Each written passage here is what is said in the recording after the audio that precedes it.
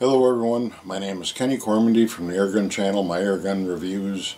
As everybody knows, Google has pretty much castrated gun and airgun video revenues over the past year, and they no longer cover the cost of making these videos.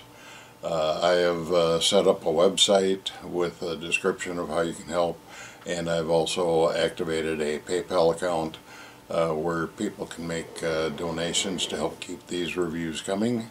I was funding them out of my own pocket, but over a year ago I was diagnosed with cancer. That has become very costly, and I can no longer afford to fund these videos out of my pocket. So if you want to make a one-time contribution or a monthly contribution, whatever you like, you just go to the description below this video, and there are links to both the website and the PayPal account. And this next review that you were going to see has been funded as much by donations as the ad revenues. My name is Kenny Cormandy, and now let's get to the next video.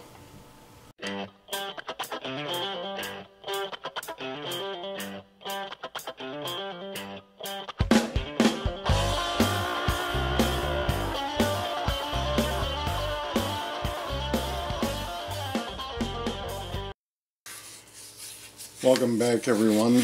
Today we are looking at a CO2 powered version of the Diana Stormrider PCP air rifle.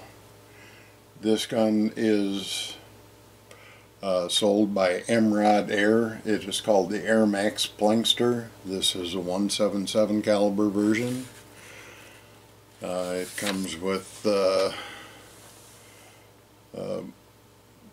steel blade sight up front, a notched rear sight that is adjustable for elevation and windage. It comes with a single shot tray and a 9-round pellet clip. And the extra pellet clips are available right now for $16.95. They jump back and forth between the retail of $19.95, and every once in a while they put them on sale for $16.95. The gun is 4.6 pounds, 37.4 inches, and it's actually got a very good trigger for a single stage trigger. It's light, and it's got an average after 5 pulls was 1 pound 9.7 ounces, so that's very light.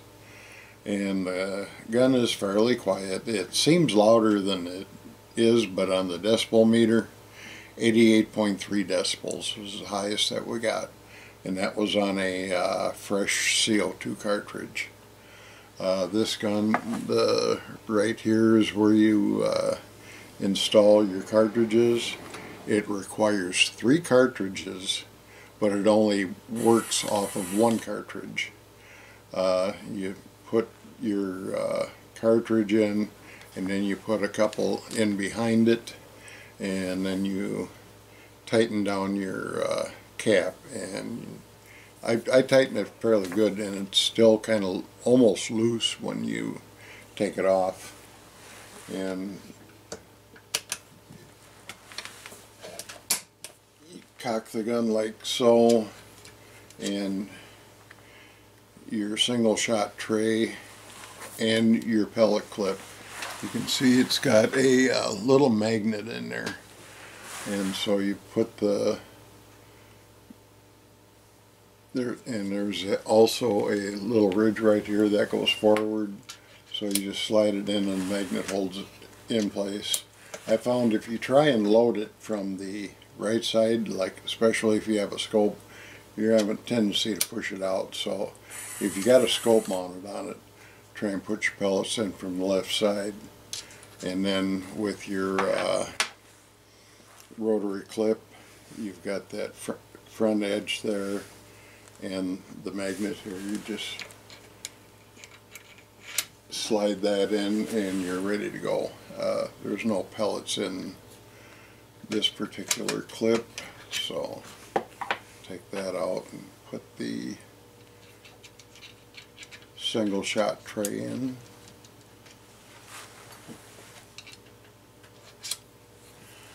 And then slide your bolt forward, load your pellet, and you got a cross bolt safety right here. Press in from the left and it's unsafe. Press it out so the red ring shows you're ready to fire, and just like that. Like I say, it's got a very good trigger. For starters, why don't we take a close-up look at this gun. Okay, here's your muzzle brake and your front blade. I did put a white marking on the blade so I could see against a dark target. That's just white out, so it'll scrape right off. It's got a nicely blued steel barrel and cartridge tube. And you can see the breech is exactly the same as it is on the Stormrider. And it's got the same barrel band as the Stormrider. And the same sights. It's there's your windage adjustment, and your elevation adjustment is up here. And it's got some nice checkering on the stocks, very nice stock, identical to the Stormrider. Raised cheek rest for a right-handed shooter, but the gun shoots well from the left or right side. And your rubber butt pad. Now your pellet clip is identical to the Stormrider, and I went through loading that in the Stormrider video, and I was hoping to have a little bit better luck with this than I had with the Stormrider. The one big difference I noticed, you know, they got the same barrels, and the barrel was very flimsy on the Stormrider. That was a 22 caliber. This has a 177 caliber barrel, and I think the little extra steel in there makes it a little bit more rigid. You know, it still can be moved, but I didn't find much problem with you know, that affecting things yet. I got no accuracy with this gun. With a scope mounted, I used a 3 to 9 by 32 millimeter adjustable objective UTG scope, and there is no recoil to this gun, so there shouldn't have been any problems. But I just was not getting any accuracy with the scope on it, and I did shoot it with the open sights.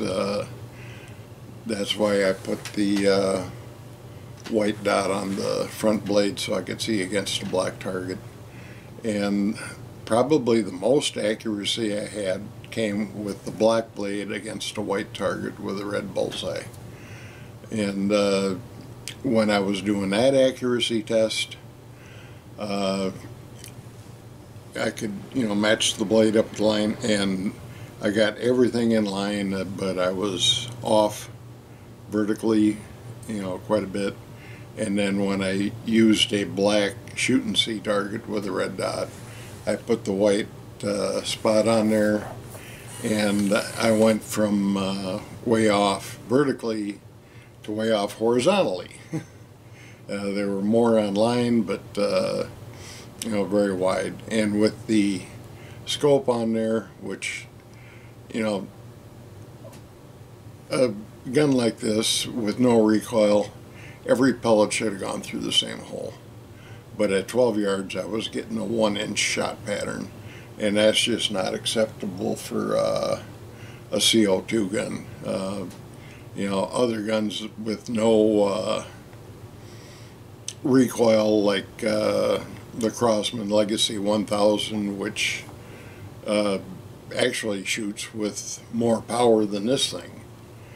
And you know, I was getting 1/4-inch patterns, and this not even close. It just does not have the accuracy, and it does not have the claimed power. It's rated at 750 feet per second. It does not say whether it's alloy or lead, but the fastest shot we got with this, with a 7-grain lead pellet, was 696.5 feet per second. And a huge extreme spread. The first 5-shot string had an extreme spread of 142.5 feet per second. So the standard deviation is 63.82. That's ridiculous. Now the second 5-shot string, we had a lower average FPS, but a smaller extreme spread and standard deviation. Why don't I put up the numbers here so you can see the shot strings as in order.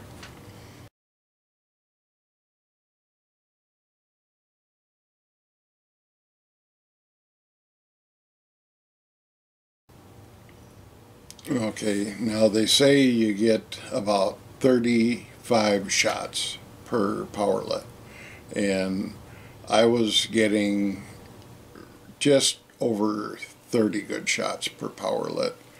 After 30 shots, the shot patterns start to spread out, and then after 35 shots, they start dropping off the target. And so you're only going to get about 30 shots per powerlet, 30, maybe 32. You're not going to get any accuracy with this gun. So I did 2 different pellets. I did the H&N Terminator 7.25 and the Crosman Premier Hollow Point 7.9 grain. And the first one you'll see is the H&N Terminator, and the second one is the Crosman. And then I use the Terminator for the next 2, which were with open sights. The first one is with a black blade against a white target. And then I put up a shoot and see target, and I put a white dot on the end of the blade so I could see against the dark target. And I really did not have a good target shoot with any of these, but here's the accuracy test.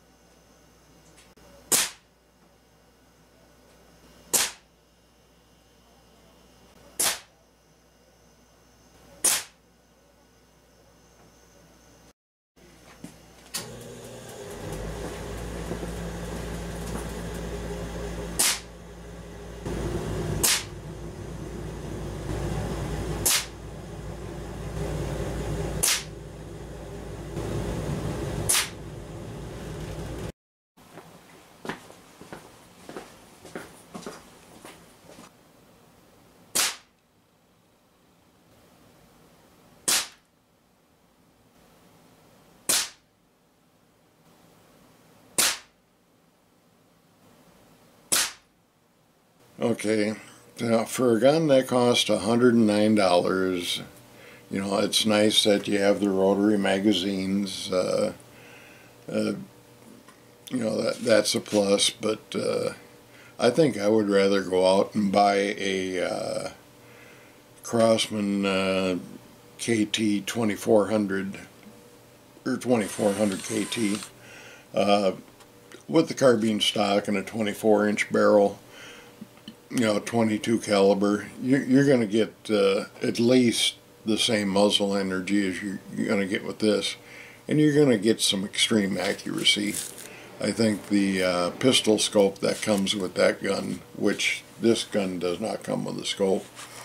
You know, you're going to get it for about $110, $111 shipped, and that's less than this thing was with one extra magazine, and you're getting a scope with it. And I think that gun's going to be a little bit louder than this one. This one comes in at 88.3 decibels. If I remember correctly, the Crosman 2240 class guns are maybe 104 decibels, so a little bit louder. But overall, what you're paying for this, $109 shipped, and you're only getting 30 shots per cartridge, which I'm pretty sure you're getting well over 40 with the 2400. You know, you're just not getting any accuracy with it.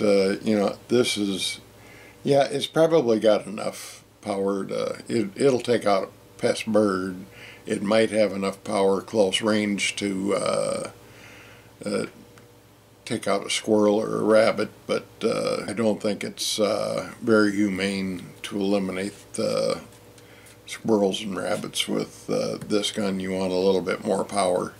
So I just think that this gun is not worth the money. The entire class of these guns, they got some nice features, you know, good looking guns, but I have yet to come across one. You know, neither the Diana Stormrider in 22 caliber just didn't have the accuracy because of the wobbly barrel, and it did have some really good power. This one does not.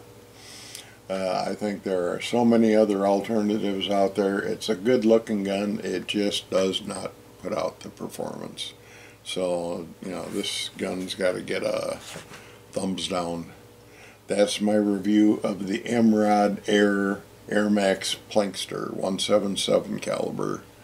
My name is Kenny Cormandy, and thank you for watching.